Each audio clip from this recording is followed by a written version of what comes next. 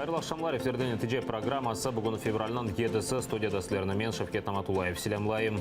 Сабадан Борчоқрақ Фонтаны қасабасында тінтеуден сон яқыланған Мустафа Калафатов қайдалғаны әліда белледегел. Қырым бірдемлігі әрекетінің азасы Сервер Мустафаевның тақминлеріне көре, Уақмеджетінің район полис бөлігінде тұтыла біле.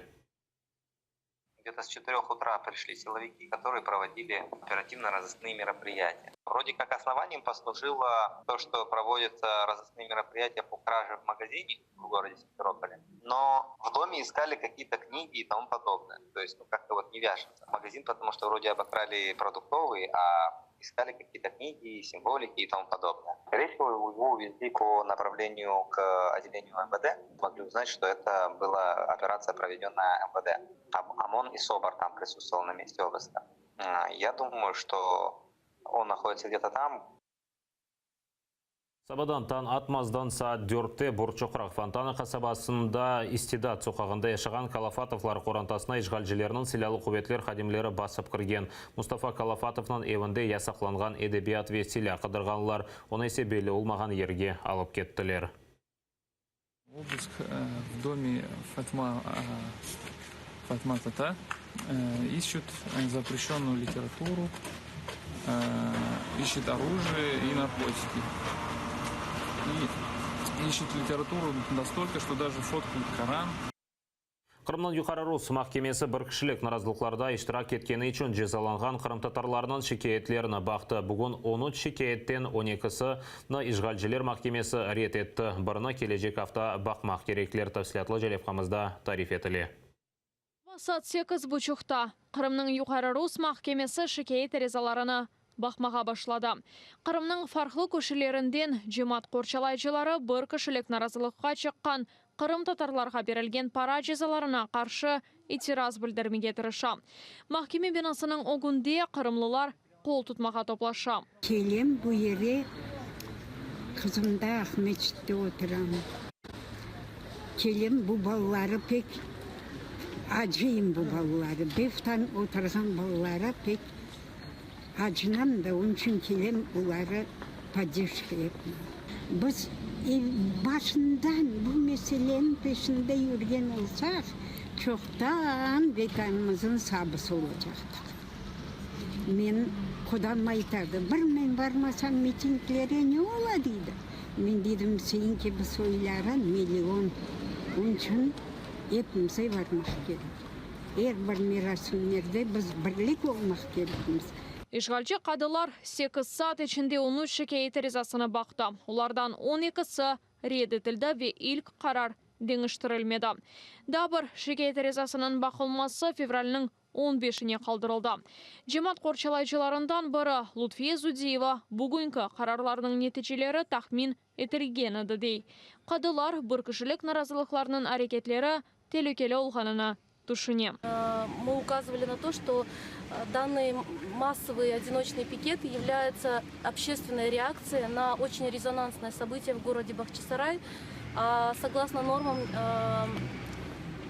европейского законодательства, и международного законодательства, такую реакцию нельзя квалифицировать как какое-то спланированное публичное мероприятие. Кечкен сене октябрьнің 14-інде yüзден зейде Қырым татары Қырымның yollarına çıktı. Оларның қоларында Қырым татарлар террористе гілкебі язулы шарлар барыды. Ишғалчы оқу хоройчылар эксериетіні яқалады. Мустафа Мурахас окунны хатырлай. Перед тем, как забирали меня сотрудники, они мне объяснили, я когда спросил, я нарушаю ли какой-то закон Российской Федерации, они мне сказали, не нарушайте. Ишғалчылар бір кішілік наразылықларына қанунсыз күтлеви митинг деп таныды. 80 инсанға пара жазасы берілді. Оларның умуми миғдары есе 1 миллион Русия рублесіне етті. Сабрина Асанова, Олег Трофимович, Заман, АТР. Қырымның Юқары Рус махкемесі Евгений Пановны апрелінің 9-на қадар незарет алтында қалдырды. Оны ФСБ қадемлері 2016 сенесі август айында Қырымның мемури сыңырына кешкенде яқалаған еді. Евгений Панов теракт азырланмасында қабатлана. Украина милли полициясы Пановның қырсызланмасынен бағлы жинайдава башлатқан еді. Махкеме янында Евгений Панов анасынен көріш болды. Ну что он говорил? Он больше расспрашивает, как мы, он волнуется, как мы, чтобы... Ну, он старший в семье, он всегда опора был мне, и всегда за всех отвечал, за всех беспокоился, за всех. Теперь он беспокоится, что он нам принес очень много забот, и он постоянно просит прощения, постоянно извиняется, и очень это для него тяжело. Он стоит на своем. Он там пишет, что здесь таких, как я, много людей, которые любят Украину. Вот эта так называемая закрытость судебного заседания, она не вызвана конкретными, объективными, фактическими обстоятельствами.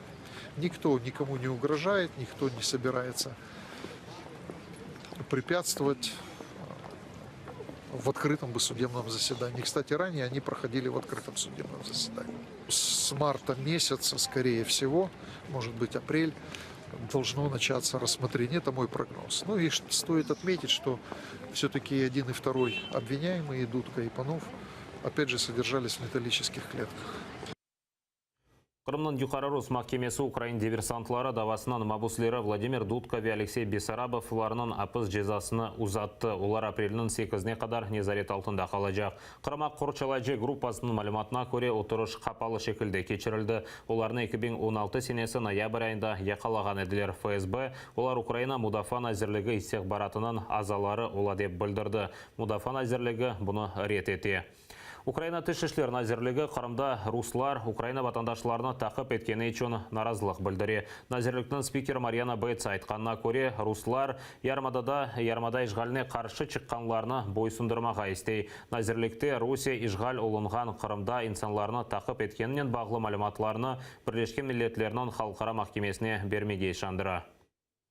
На жаль, страждають прості люди, які живуть в Криму і під окупацією, і змушені, на жаль, терпіти такі репресії. Ми висловлюємо рішучий протест, звертаємося, звичайно, з російської сторони припинити такі репресії.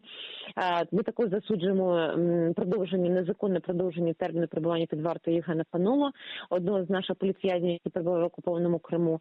І також звернемося до наших партнерів тиск на Росію для звільнення наших політв'язнів. І ті докази репресій і незаконних дій передамо до Міжнародного суду ООН. Виджей Кашка давасы бойынша яқаланған Кәзім Аметовның сағылығы феналашты. Бұны адвокат Эмиль Курбединов тариф етті. Бүгін о СИЗОға барып Кәзім ағанен көрішіп болған. Курбединов айтқанына көре, Аметовны СИЗОда қанусыз тұтмаға девам етелер. Чүнки махкеме оңан избетен апсте тұтув мұддетіні девам еттіргені вақыт қарарда дигер инсанның мәліматлары язылған екен. Адвокат Мабус Дерал азат етілмесі талабынен СИЗО ел басшылығы ве Қырамнан ишғалжы прокуратурасына шикает еллаған. Он стал плохо видеть, что у него, значит, обострилась гипертония, что у него было несколько моментов, когда болело очень сердце. Вот, какую-то качественную медицинскую помощь ему там не оказывают. Условия абсолютно невыносимые с точки зрения, значит, санитарно-эпидемиологических норм. Он говорит, что там крысы, клопы. Он говорит, что всего лишь 20, там содержится 22 человека в этой камере, и коек всего 20, то есть они там как-то спят по очереди. Татар фаали Рафис Кашапов Русияны терк етті. О Қырым ишғаліне ачық қаршылық көстеріп Қырым татарларға қол тұтып акцияларына кечіреді. Бұл себептен Русия хакимиеті оны 3 жылға апске ташлады. Шымды Украинада о сияси сығанақ сорajақ, ләкин қайсы мемлекетте олғаны да белгілемеді. Онен мұхбермас Эльвина Сейдбулаева көрішіп сүбетлешті. Русияның есірі Рафис Кашаповнен мұстақылық мейданында көрішеміз. Бұ еріні озы сайлады. Тесаду біршей дегілікен. Мой брат-близнец Рафис Кашапов вот тут стоял, защищая свободу украинцев, осуждая агрессию президента Российской Федерации Путина. Егіз қардашлар Русияның Қырым ишғалі ве Украина шарқындағы жеңкіні ачық так бихеткенеді. Рафис Кашапов Татарстанда үкіметтен тыш группаның башы еді. Милли кімлік тіл ве татарларының медениетіні сақлап қалмақ үшін компаниялар кечірейді. О индемей потырмады. Ярым аданын тамыр халқы басқыға ауғырағанда Түркияде бұлынып, Русия елшіханесінің огынде наразылық акцияларына қошылған еді. О Қырым татарларға қол тұтмаға қарар алды. Сталин, Путин, убийцы крымских татар. Это было написано на турецком языке. Мы, казанские татары, с вами. Вот такой плакат был. Вот тогда-то и подошел консул Российской Федерации и сказал: ты после возвращения в Российскую Федерацию, в Татарстан, ты будешь отбывать срок наказания. Действительно, я получил 3 года общего режима. Через дипломатические каналы предупреждают, это уже ты уже получаешь реальный срок. Это в России уже принято. Диаспора Татарстанға қайтмасыны істемейді, ләкин о Путин режиміне қаршы шыққанын айтмаға девам етежегіні білдірді. Ватанға қайтқан соң евінде ФСБ тінту кешірді. Рафис Кашапов апске алынып Русия топрақ бүтінлігіні бозмақ чағырып япқанында қабатланды. О Қырым işğalini тенқид еткені үшін махкум етілген ilk Русиялы oldu.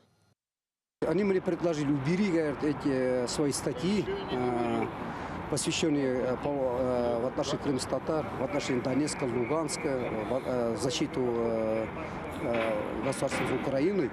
Они говорят: убери эти статьи, мы тебя освобождаем. Я отказался.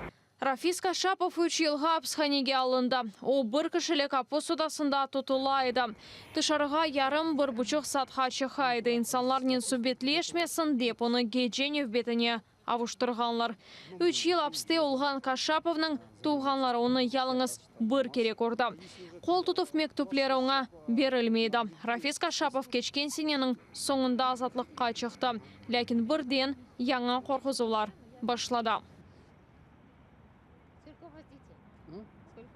Мне говорили такие слова: ты именно день освобождения, 27 декабря, будешь арестован.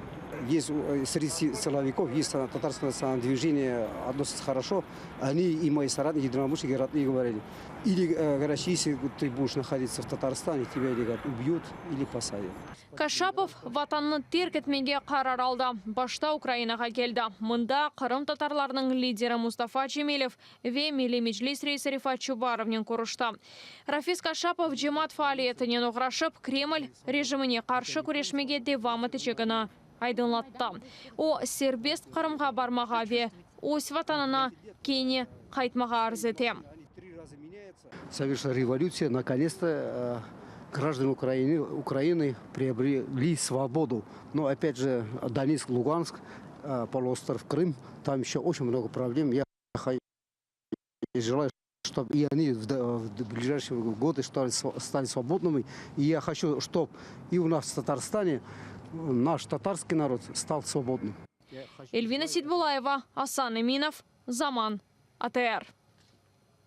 Кремль мабусы Станислав Клыхнен Украина консулу көріші болды. Бұақта Русия адвокат Илья Новиков білдірді. О дипломатнен берабер Русиядегі Челябинск вилаятының Верхне-Уральск колониясына зиярет етті. Адвокатын айтқанына көре мабусының алы біраз ейлешкен, ама лақырды еткенде фікірлеріні толы ифаде етіп оламай. Станислав Клых ве Николай Карпюкны Рус акимиеті Чечен женкінде Ичкерия тарафдары оларақ иштирак етуде қабатлай. Оларға 20 ве 22 ярым ел апыз жезалары берілді. Украина тышышлері назірлігі бір қач кере Москваға Клыхны Украинаға теслим етмеге мұражатта бұлынған еді, ләкин олар жевапсыз қалды.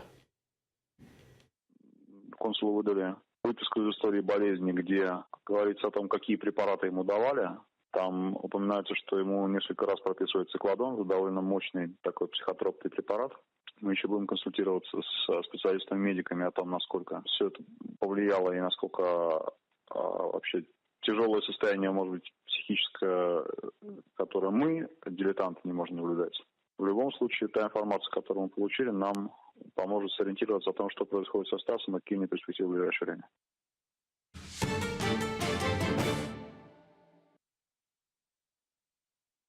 Қырым işgali вақтында кім ве не вақыт ярмаданы теслим етті. Бұл вақта қачқан президент Виктор Януковичнің адвокаты Виталий Сердюк тариф етті. Оның сөздеріне көре Қырым теслим етілу қарары Милли қавсыздық ве Мудафа шурасының топлашуында қабыл етілген. Махкеме топлашуында да не айтылғанларыны зенадашларын біле. Қырым Крым 2014 сенесі мартының 23-інде сатылды. Бұл күнні Қачхан президентінің адвокаты Виталий Сердюк айта. Ол күні Милли қауіпсіздік ве МУДАФА шурасының топлашуы олғаныды дей Януковичның имейджесі. Ол вақыт Украина МУДАФА назерінің вазифелеріні еткен Игорь Тенюхның соғырғы протоколына эсаслана. Оңа көре Тенюх топлашуда ярымададағы вазиет аққында айтып, қаршылық көстермеге теклиф еткені.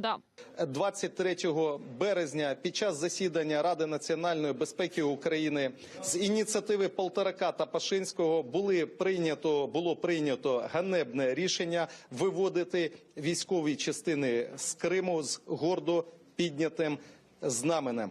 Пашинский ве Полторак бұны изатламайлар. Валентин Наливайченко Украина қавсызлық қызметінің сабық елбасшысы махкемеде Қырымның Русия тарафындан запт етілмесі 2010 сенесінден башлап Виктор Янукович ве ұқы құруычы құрылышларының реберлігінен бәрабер азырланайды деп білдірді.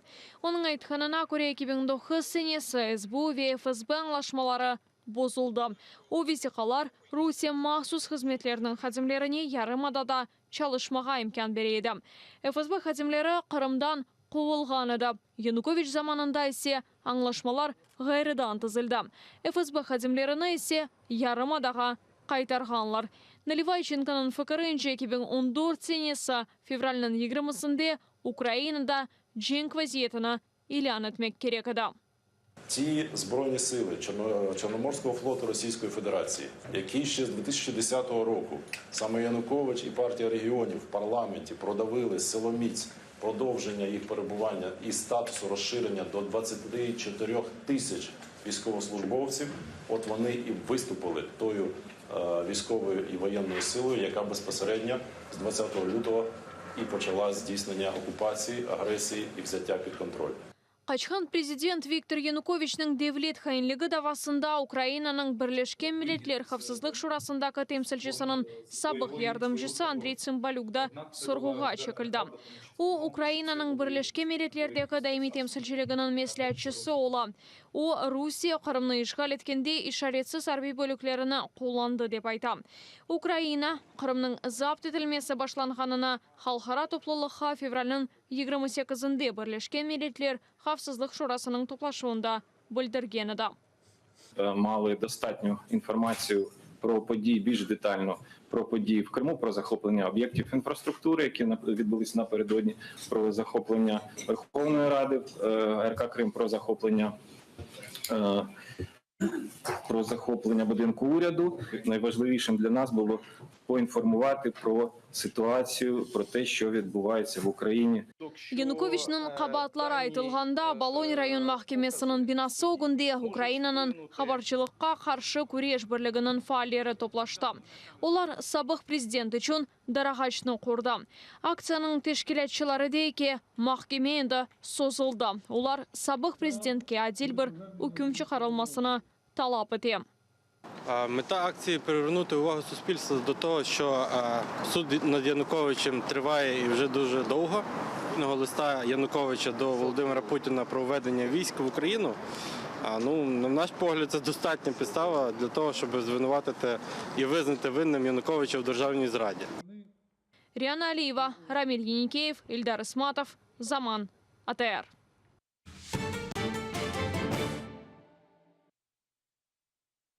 Ишғал олынған Қырымға учақ сеферлеріні япқан рус шіркетлеріне қалқара санкциялар кірсетіле біле. Бұл мевзу üzerinde Украина президентінің Қырымдаки темсілжілігінде мұнақашалар кечірілді. Украина рус шіркетлеріне ярамадаға қанунсыз барғанымен бағылы 28 бен протокол тізген. Руслар Қырымдаки авалиманларнен құлланып Украинаға 3 миллиард миқдарында зарар кетіргенлер. Енді бұл эпсы делелер Украина қанунларына бозған рус авиашіркетлеріне санкция кірсетмек үшін себеп. Там эти все суда воздушные, они в лизинге. Есть страховые компании международные, которые страхуют эти суда, страхуют пассажиров. А есть обслуживание этих воздушных судов. Это тоже не в России происходит, понимаете? У нас достаточно большое количество рычагов влияния на эти авиакомпании, чтобы они прекратили полеты в Крим. Переслідування кримінальне керівництва авіакомпанії, самої авіакомпанії як юридичної особи, відповідно розшук, Інтерпол і так далі. санкції в Україні, щоб ця авіакомпанія і структури, які з ними співробітничають, не могли в Україні мати легального бізнесу. Санкції, списки Європейського Союзу, інших наших партнерів, щоб ці авіакомпанії там не могли працювати.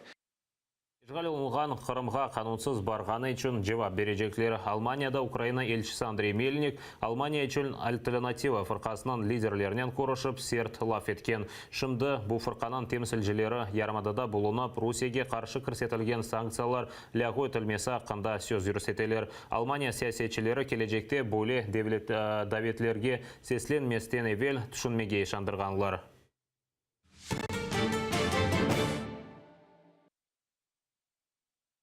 Зерлі кечет Кереч көпірі құрылмасына қоланылған құмның кейфиеті шубелідір. Анда мышыякның миғдары 500 кереге артықтыр. Бұны ишғал олынған территориялар бойынша назірлікте білдірелер. Экологлары сайтқанына көре руслар көпір құрып Азақ денізіні Қара денізінің лиманына чевіріле. Украина мемурлары айтқанына көре Русия ярмаданын етрафындаки мұйтны бозғаны үшін месулетлідір. Украина халқара махкемелеріне шекейет азырлай. Ашағы Чурубаш суан бараның бенті 60-шы еллары мұнда Қамыш Бурун комбинатының демір күлшесінің зерлі қалымтыларына атайдылер. 1994 сенесі Мусисенің іші тоқтатылды, ләкин құм қалды. О мышьяк, фосфор ве хромнен яқшы етіп толдырылғаныда. Ал азырда дамбада Русия ғыр техникасы чалыша. Зерлі құм Кереч көпірісінің құружилығында керек oldu. Оны қанунсыз бір шекілде қазып шығаралар, нәтижеде зерлі мадделер аваға көтеріле, деңізні бұлаштыра. Экологларының қайдеткеніне көре, ишғал етілген Қырым экологик фелекетке яқынлаша. Мутихасыслар үлкевелі Азақ деңізі зарар көрер, дей. Ця дамба практично перетворює Азовське море в Чорноморську затоку, де буде змінений хімічний склад води. Зміна хімічного складу морської води в Азовському морі призведе до загибелі більшості видів флори і фауни, яка там зараз знаходиться. Відбувається замулення значної частини цієї території. Деңіз айванлары йоқ олмаға башлады. Қара деңіздегі юнус балықлары оле. Бұны да Кереч көпірісінің құружылығымен бағлайлар.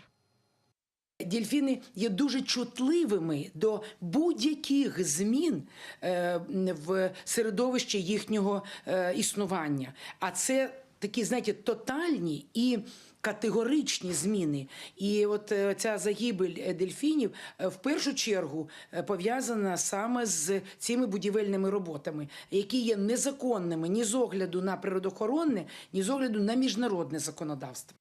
Ескі қалымдылар ерінде хаммал шығармақ ресми шекілде ясақ етілген. Бұл қарар май сайында Кремль контроль еткен Кереч районлар ара табиғат қорғау прокуратурасында қабыл етілді. Украинаның вақтынша ишғал етілген топырақлары мәселелерін әзірлігінің мәліметіне көре құм çıkarıla. Geninvest ve magistral şirketleri Қамыш Бурун комбинатының аңлашма имзаладылар. İş birliği neticesinde қазма işlerinin meydаны 64 metrekareden ziyade oldu. Nazirlik hem resurs hem de toprak Ukraynaga ait dep bildirdi. Lakin işgalci hakimiyetinin yapkanlarına keder etip olamaylar. Ми фіксуємо те, що агресор, окупант використовує отравлений, скажімо, будівний матеріал для того, щоб вирішувати свої якісь там завдання. У нас, на жаль, жодного механізму впливу на окуповану територію немає, крім політико-дипломатичного. Ukrayna'nın mahkemege şikayet etmek ve Rusya'dan көрген maddi zararının ivaz etilmesini talap etmek için sebebi var. Bu haqda Xalq депутаты Андрей Тетерук bildirdi. Ми зараз спостерігаємо за розробкою кар'єрів, і все це значно погіршує екологічну ситуацію в Криму, а по-друге, вони порушують низку законів України, міжнародного законодавства, і це все ретельно фіксується прокуратурою ПО Крим. Кереч көпірісі зерлі құмданмы, башқа бір құмданмы yapılsa, тұрacағыны кімсе айтып оламай. Экологлар еменке Кереч боғазындағы тектоник бозув көпірні йықар. Құруcılık malzemeleri ise суға түшіп, Азақ деңізіндегі қалған ершейні yok etер. Татьяна Сулей, Никита Проскурин, Заман, АТР. Бұда нәтиже программасы сонына келді. Піңізге қайырлы ақшамлар тілейм. Ведайма АТР-лі олына скорышкенже.